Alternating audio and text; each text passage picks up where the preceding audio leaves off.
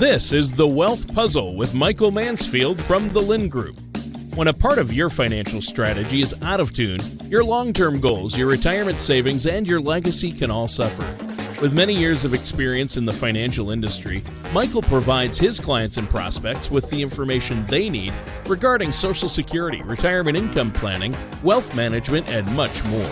Listen in as we address your financial concerns and provide helpful solutions to put you on the path to achieving your retirement goals. And now, here is The Wealth Puzzle with Michael Mansfield.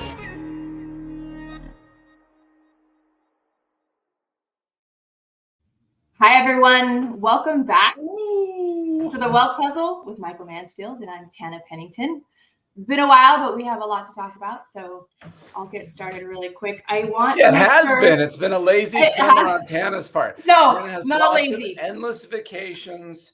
It is impossible to pin I've been her busy. I've been working in the Ventura office, and it's been great, but I'm back home. Tana's been busy. Look at that tan. Yeah, it's hard. Right? Tana. I went to the beach when I was in Ventura, so it was nice. All right. Anyways. All right. What do you got for us? So, we got important things to talk about. Yes, part of the Schwab transition. So TD Ameritrade for Schwab. You're going to get an envelope that looks like this. This is probably not a very good view of it. So half size page size. It's going to come with some really important information. You'll need to go to schwaballiance.com, set up your new login so you can access your account when it actually happens over Labor Day weekend. You're going to have a new account number assigned to you, 8 digits. Your funds, all the money in your accounts is going to transfer seamlessly over to Schwab. You won't have to do anything. They're taking care of it. And then you'll be receiving 2 statements in the next and then the next monthly cycle of your statements. You'll get 2, one from TD Ameritrade showing a 0 balance, and then also one from Schwab with your regular account balance. So look out for that. If you have any questions, don't hesitate to give us a call and we can walk you through anything. So yeah, and the way it works at Schwab. So I mean, to be fair, we've gotten already a lot of phone calls because those letters are starting to show up. Schwab bought TD Ameritrade 4 years ago in 2019. We've always been with Schwab technically. In fact, if you go read the small print on the back of your statement, it says Schwab on it. A lot of people, I guess, even though we talked about it back then, have forgotten and or just weren't aware of that. So Schwab slowed down because COVID hit a year after buying, TD Ameritrade. They're finally getting around to this formal transition. Mm-hmm. One of the things everyone should be aware of is, depending on how long you've certainly had a relationship with us and or TD Ameritrade, 10 years of data is coming from TD Ameritrade to Schwab. So your statements are going to be in there. Your tax forms are going to be in there. All the garbage is going to be in there. Your relationship with us is not changing. The way that we manage money. In fact, for most people, we were actually able to get some concessions and a mildly lower fee structure for everybody. Yeah. So everybody inherently should be paying a little less. Yeah. It's awesome. Thing. So yeah, that's good. Thanks for bringing that up, Tana. I always forget to bring it up on the show. We have a lot to talk about. Serious business here. So the title of this show is an interesting one. It's called Bidenomics. Is Bidenomics causing a recession? And that's a tough question, right? Because it depends who you ask. You ask Janet Yellen, you ask Biden, you ask me, you ask anybody. There seems to be some challenges with the opinion. Economists are pretty divided if we're going into a recession or not. Bidenomics has been an interesting verbiage that's popped up, I don't know, about 6 weeks ago or so. The problem is historically, when you read about presidents coining economics, Reaganomics or whoever you want to talk about, typically it was actually really correlated the idea of a true economic pattern. Hey, I want to reduce corporate taxes. I want to reduce those taxes on the premise that they're going to hire payroll, increase payroll tax revenue to the government. Whatever the thing is, when you read about Bidenomics is a very generic, almost like utopian thing that just says in Bidenomics, we want everybody to work whatever job they want and live wherever they want. It's going to be awesome. And you're like, okay, so I got someone that dropped out of high school that can be a brain surgeon living on the beach in Hawaii. I mean, that would fit the definition of what Bidenomics says is possible in Bidenomics. We'll have to decide the reality of that. So, hey, I screw Bidenomics. I care about economics, right? And so let's talk about some economics that are correlated to Bidenomics. So here, let me pop some stuff up because who wants to hear it from me? We want to hear it from the horse's mouth. So Bidenomics comes out, like I said, probably about 6 weeks ago. It became this big thing as a part of the Reelect Biden campaign. And then all of a sudden, a couple of weeks ago, our U.S. debt rating gets downgraded. Fitch downgrades U.S. debt. So put that in concept. That means that, like, if Tana decides to run up her credit cards. All right, Tana, you're now the U.S. economy. Tana runs up her credit cards, and she puts, I don't know, $100,000 on credit cards. Ooh, that'd be terrifying, right? That'd be terrifying. And her credit score goes down from 800 to 600. Devastating. That's Bidenomics. Our credit went down. Like, what? That's confusing to me. What is Bidenomics doing on our economy that is making our credit score go down? If anyone was bored enough to go read Fitch's, we'll say, bullet points on why they did this, the biggest one is down here. The Fitch rating agency said that they expect fiscal deterioration over the next 3 years. Once again, this is like the first big thing that happened with Bidenomics is our credit score gets downgraded in this country, and the expectation is that our fiscal deterioration, I don't know, those sound like weird, bad words maybe. I don't know. So what does that mean? Well, once again, let's use Tana as the example since Tana suddenly has all this credit card debt. If Tana has $100,000 on her credit cards, but she makes $200,000 a year, which is probably not even close to how much she really makes. She probably makes add a couple more zeros or something. I wish. Come on, let's all be. So in Tana's situation, all of the sudden you say, you know what? It's not perfect math. She's got a lot of debt, absolutely, but she's got a lot of income. So we're going to give her a pass and say she's okay. Kind of the Susie Orman show me the money thing. Maybe she's got enough money and she can keep going. Whoops! I just used my foot to lower my chair. I didn't just get smaller. I ate some Smurf potion. I'm back. If all of a sudden Tana's employment changed, she loses a job. She goes from making $200,000 a year to $50,000 a year, but she still has that $100,000 on her credit card. That's fiscal deterioration in Tana's life. I'd be so stressed out. Yeah, that's very hard to maintain that debt load.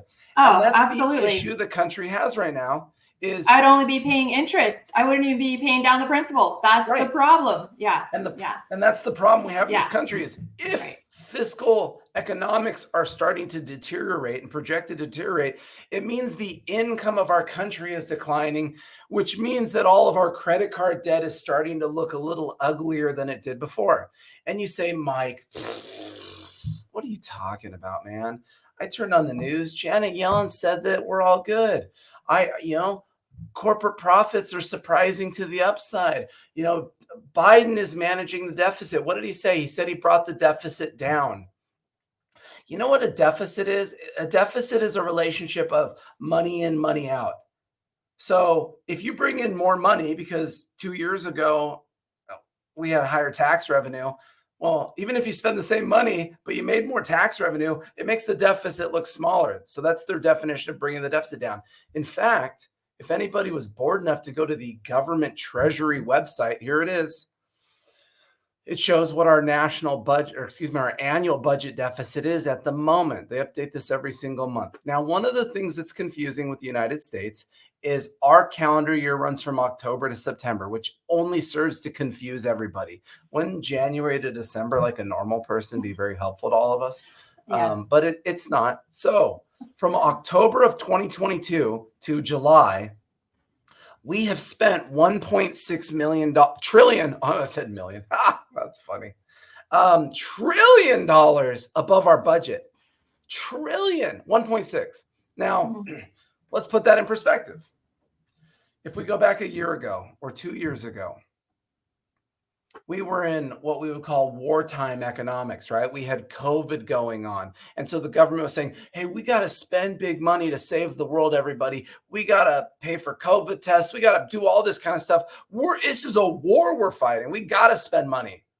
Well, technically that's all kind of behind us, right? Technically. But what's amazing is in the small print here on the Treasury website, it says, how does this budget deficit compare year over year? And so if we looked at October of 2021 to July of 2022, so the same year, 1 year ago, our budget deficit was 700 billion. We are almost 900 billion over our overage this year. Our deficit is up 120%. We're on pace this year to have a budget deficit of over $2 trillion. This is what Fitch is talking about. They're saying, whoa, dude, Tana, you already had 100 grand on the credit card. Well, what do you think you're doing trying to throw another 30 on there or something? You know, we're going berserk here. Now, is this Bidenomics' fault? Well, absolutely. But is it also everybody's fault in Congress? Absolutely. And that's what's frustrating is if we go back a few months ago when we agreed on a debt ceiling freeze, a spending freeze, I know there's some pluses and minuses on the spending, but let's be fair. That agreement that everybody came into a few months ago basically said more or less, let's keep the spending of this country kind of the same for the next 2 years. And we're not even going to talk about our credit card till 2025. So what that just said is let's throw another $4 to $4.5 trillion on our national debt before we as a country even evaluate this stuff. And that's why Finch is saying, what? You guys can just keep throwing money on the credit card and we're going into some kind of recession. Everyone's like, we're not going into a recession. That's foolish. Well, we're going to get into the numbers and you can decide how healthy our economy is. But we're in an interesting point. But I'll tell you what, so far in the first two websites I've been to, Bidenomics is terrifying me. All right, we need Tananomics. Yes, I agree. Remember when we did COVIDnomics? We called it Ronanomics. Remember when? Because what was COVID? COVID used to be called something else. I can't remember what. It had a lot of names in the beginning. Anyways, so one of the things that we hear about, Janet Yellen was talking about this when she was complaining about Fitch's downgrade of the U.S. debt. She said that, no, but the consumer's strong. The government's strong. Everybody is really strong. We're spending a lot of money. And so, just because you spend a lot of money doesn't mean you have any money. Right. This is probably the best way to look at it. Here is U.S. credit card debt limits. Just hit the highest amount ever. Just went over $1 trillion. And you can see, remember, so Biden took office January of 21. So let's see. Well, that's basically at the bottom of this chart, actually. There's Biden took office right there somewhere. And so credit cards have been flying through the roof. So are people spending money to keep the economy intact? Absolutely. Does that give false illusion to how well things are doing? Absolutely. If the money's going on credit cards, right? Yeah. That's not real spending. That's fake spending. That's spending someday's money today that you don't have, that now someday you got to take someday's money to try to deal with. Right. Man, we're only a couple minutes in this and I've already lost my voice. I know you have. I'm so fired up. I was ready for this. We're already 13 minutes in. I have so many slides to go through. This is going to be a long one today. Then you get into U.S. debt delinquency expectations. I know it's a choppy looking chart, but what's been happening is slowly over the last couple of years, expectations of delinquency, car loans, credit card loans, student loans that are about to fire up next month, mortgages, all of these things. All of a sudden, there's higher delinquencies, people starting to get a little behind on their debt. So higher debt, higher delinquencies. All of this isn't speaking to the swimmingly health of the economy at the moment. But Mike, the market is so robust because everybody is working. The unemployment rate is at historical lows. How dare you say that the economy is not firing on all cylinders? Well, that's an interesting point. I can't disagree that on face value, the unemployment number is very low. But then again, when you look at how many people are actually participating in the U.S. economy, it's still very low relative to the pre-COVID limit. So you see on this chart, there was this high spot and then it implodes, then it goes up. We're missing almost 3.5 million people working in this country. Good point. And so when you look at that number being lower, when people leave the workplace, when people aren't looking for jobs, all of those things screw with that ratio right now. And we're just missing millions of workers right now. Oh, but Mike, everything's going swimmingly. This is, to me, one of the most uniquely interesting aspects of employment. So people talk about the unemployment rate being low. This is a 10-year chart on average hourly wages worked. And if you go back, you see how just slowly over time was slowly creeping up to pre-COVID. And then all of a sudden it crashed because obviously we laid off the whole country for a couple months and then we brought everyone back. But since COVID, now we've been on a decline of people working a little less and a little less. And I know this doesn't mean a lot to a lot of people, but when you have something like 15 minutes of less work in this country, that represents an insane amount of profitability. It represents an insane amount of payroll taxes collected by the government and just economic activity. It equates to something like losing 200,000 jobs every time you lose like 10 or 15 minutes off of this. So yes, maybe more people are working, even though there's less people participating in the economy, the unemployment rate's number, but then mathematically there's less people working or working less hours. That's interesting. Again, this is not strong economics. This is becoming weak economics. Even job growth. Everyone's saying, well, the GDP is positive. Companies are hiring, Mike. This is awesome. But here's a, what are we looking at? A 3-year chart on month over month job creation. 700,000 jobs, 600,000, 500, 600, 500, 400, 200, 500. You know, the jobs have been consistently declining on a monthly basis. Obviously it goes up and down, but last month we created 178,000 jobs. That was basically the lowest, barring the COVID crash kind of a thing.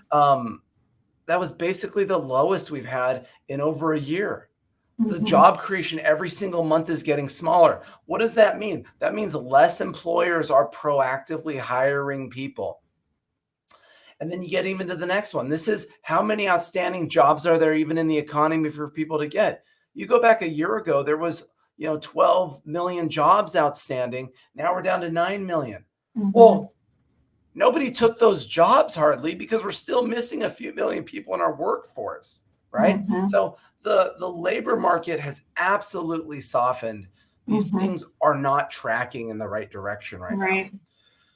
But Mike, companies are making money. I was just reading, I read that 80% of companies have positive earnings surprises this quarter. It's awesome. Awesome. This is a fun chart, at least to me. I got to always remember who the audience is. I'm the one that enjoys this stuff the most. I should be just talking to myself. This chart goes back 5 years and says for every time that a company posts a surprise earning. So for example, if an analyst says a company's going to make $1, they made $2, right? They surprise to the upside. Every time there's a surprise, what is the average performance of that stock right after that? And you can see, and I know it's hard for everyone to read this, but you can see for 5 years, more or less, the bars go up and more or less you have all these positive surprises. This is the first quarter in 5 years where we have a pretty solid negative return when companies are positively surprising us.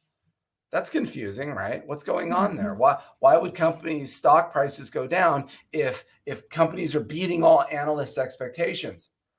It's because analysts suck now. They're totally dishonest. If I say, Tana, all you got to do today is wake up.